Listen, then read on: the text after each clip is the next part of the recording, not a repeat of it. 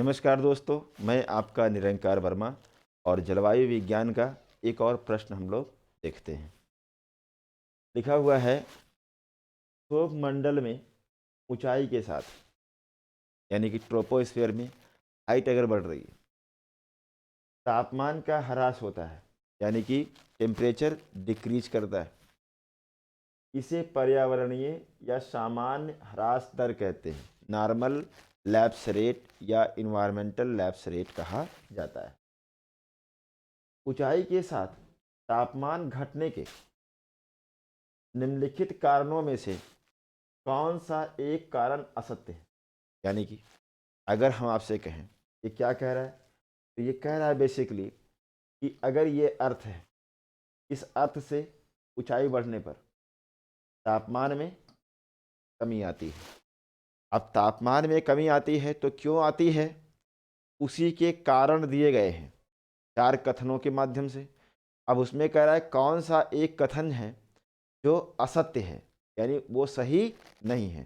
तो अगर हम देखें, ऊंचाई बढ़ने के साथ तापमान में कमी आती है, तो कितना कमी आती है? तो हम जानते हैं 5.6 डिग्री सेंटीग्रेड पर किलोमीटर तापमान घटता है, या हम कह सकते हैं 165 मीटर पे 1 डिग्री सेंटीग्रेड तापमान घटता है। इसी को कहते हैं हम पर्यावरणीय ताप ह्रास दर या सामान्य ताप ह्रास दर, नॉर्मल लैप्स रेट कहा जाता है। अब ये क्यों होता है? तो इसके बेसिकली 3 कारण हैं। अब इन कारणों को आपको ध्यान से समझना है। तो पहला कारण क्या है, देखिएगा ध्यान से। जैसे जैसे ऊंचाई बढ़ती है, जैसे जैसे ऊंचाई बढ़ती है, वैसे वैसे हम कह देते हैं गुरुत्वाकर्षण का प्रभाव घटता है। और गुरुत्वाकर्षण का प्रभाव घटता है जिसके कारण गैसों की सघनता में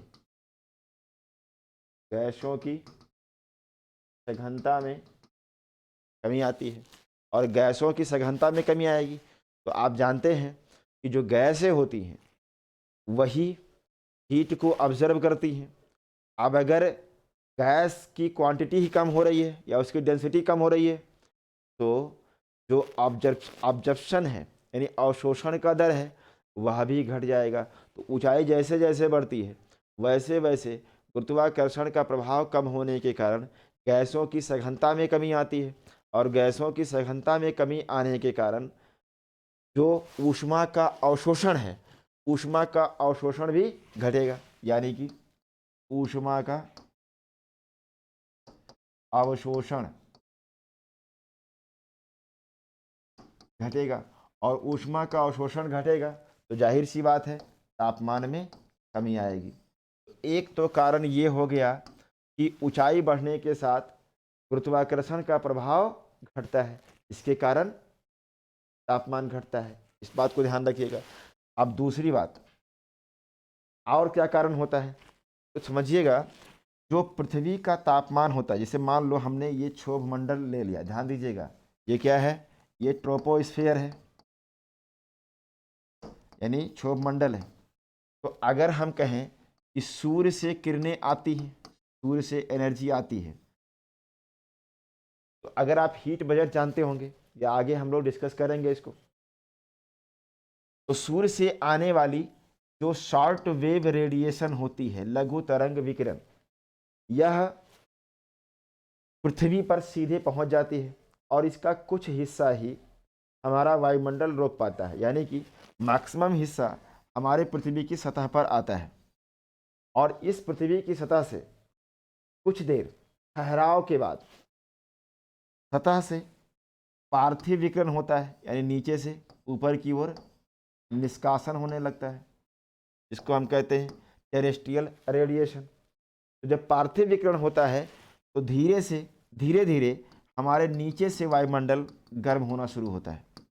मतलब वायुमंडल हमारा नीचे से गर्म होता है पार्थिव विकिरण से, ना कि सूर्य से आने वाली सीधी किरणों से। तो इस बात को ध्यान रखिएगा, यहाँ गलतियाँ होती हैं।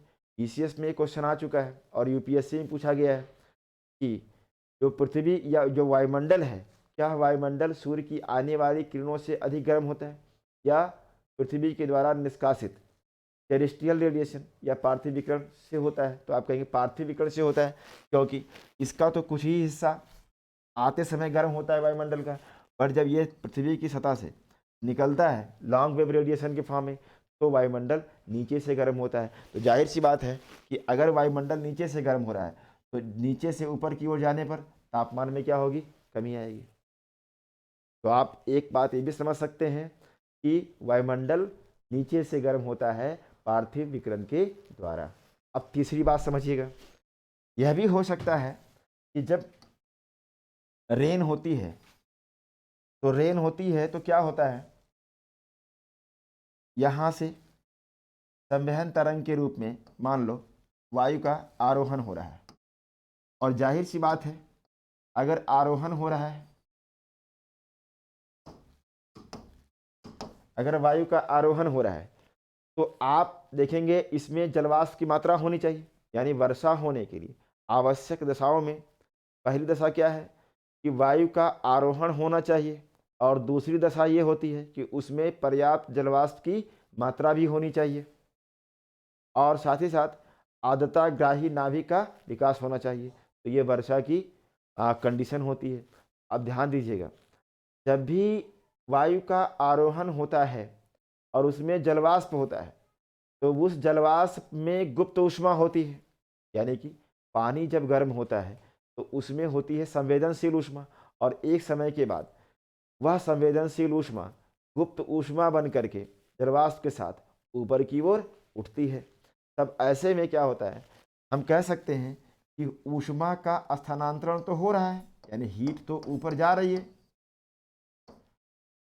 कौन सी हीट है, तो आप कहेंगे लेटेंट हीट है, यानी गुप्त ऊष्मा ऊपर तो जा रही है। तो जा कहाँ रही है, गुप्त ऊष्मा बहुत अधिक जाती है, तो लगभग 5.6 किलोमीटर तक ही ऊपर जाती है, इसके बाद वो ऊपर नहीं पहुंच पाती है। यहीं पर कंडेंसेशन होने लगता है और वर्षण की स्थिति बन जाती है। तो हम कह सकते हैं कि जो लेटेंट हीट है वो जलवाष्प के साथ बहुत ऊंचाई तक में जाती है, एक ऊंचाई के बाद वो जाना बंद कर देती है, लगभग 4-5 किलोमीटर के आसपास ही रहती है। मैक्सिमम आप देखेंगे 5.6 किलोमीटर तक ही जाती है, इसलिए ऊपर जाने पर तापमान घटता ही जाएगा। तो 3 कारण है बेसिकली। पहला क्या है, वायुमंडल की सघनता में कमी आती है। दूसरा क्या है, दूसरा कारण यह है कि जो गुप्त ऊष्मा है वह गुप्त ऊष्मा 5.6 किलोमीटर तक ही ऊपर जाती है। और तीसरा कारण ये होता है कि जो हमारा वायुमंडल है वो नीचे से पार्थिव विकिरण से गर्म होता है। पहले सूर्य की किरणें आती हैं सतह पर, फिर जब निष्कासन होता है अर्थ से तब गर्म होता है, ना कि सूर्य की आने वाली डायरेक्ट किरणों से। अब आते हैं हम लोग क्वेश्चन पर, और इस क्वेश्चन को देखते हैं फिर से। तो लैप्स रेट का कारण पूछ रहा है, जलवाष्प की गुप्त ऊष्मा का स्थानांतरण अधिकतम 5.6 किलोमीटर तक ही होता है। बिल्कुल सही है, ये भी स्टेटमेंट सही है। क्षोभ मंडल का तापमान पार्थिव विकिरण से टेरेस्ट्रियल रेडिएशन से इंक्रीज करता है, ना कि सूर्यातप से। ये भी स्टेटमेंट क्या है, सही है। पृथ्वी को दीर्घ तरंग विकिरण के रूप में सूर्यातप की प्राप्ति होती है, जबकि लघु तरंग विकिरण के रूप में निष्कासन होता है। यह स्टेटमेंट से कोई मतलब ही नहीं है। आप देखो ध्यान से, इसको समझ लो। हम कह सकते हैं कि जो सूर्य होता है, इस सूर्य से पृथ्वी को जो ऊर्जा मिलती है ये होती है शॉर्ट वेव रेडिएशन, लघु तरंग विकिरण। और जब पृथ्वी ऑब्जर्व करने के बाद यह फिर से अंतरिक्ष में निष्कासित करती है तो यह होता है लॉन्ग वेव रेडिएशन।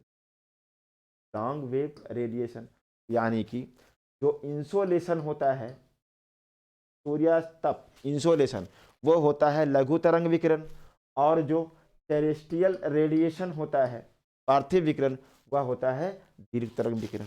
इस बात को आप जानते रहिएगा, क्योंकि इस पे कारण क्या है, जब भी गर्म पिंड से ठंडे पिंड की ओर ऊष्मा का स्थानांतरण होगा तो उसकी हाई फ्रीक्वेंसी होगी, और हाई फ्रीक्वेंसी यानी आवृत्ति अधिक होने के कारण आप देखेंगे उसकी जो तरंग दैर्ध्य होगी वो छोटे हो जाएंगे, वो कम हो जाएंगे।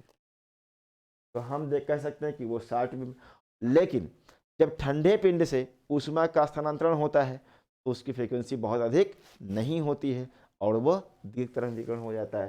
तो ध्यान दीजिएगा, तो पृथ्वी को दीर्घ तरंग विकिरण के रूप में ऊर्जा नहीं मिलती है बल्कि शॉर्ट वेव रेडिएशन के फॉर्म में मिलती है। फिर देखिए, वायु घनत्व में कमी के कारण तापीय ऊर्जा का लंबवत स्थानांतरण कम हो जाता है। तो यह भी स्टेटमेंट सही है। जैसे जैसे ऊंचाई बढ़ती है वायु का घनत्व घटता है और जब घनत्व घटेगा तो ऑब्जर्प्शन घटेगा, ऑब्जर्प्शन घटेगा तो तापमान घटेगा। तो यह भी सही है, यानी कि इस स्टेटमेंट से लैप्स रेट का कोई लेना देना नहीं डायरेक्टली, इसलिए असत्य कथन हो जाएगा। ठीक।